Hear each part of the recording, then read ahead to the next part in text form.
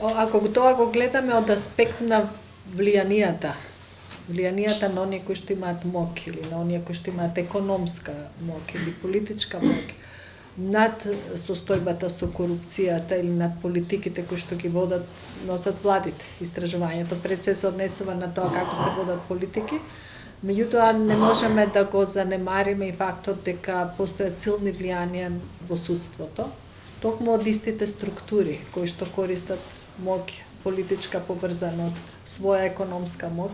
за да можат да издействуваат и да влијаат на одредени судски постапки и на одредени судски одлуки. И во контекст на сево ова, мислам дека случувањата во Основниот суд Скопје 1, колку и да лошо звучат или лошо изгледаат, се добра промена во овој амбиент, разбивање некакво на амбиентот на злоупотреба и контрола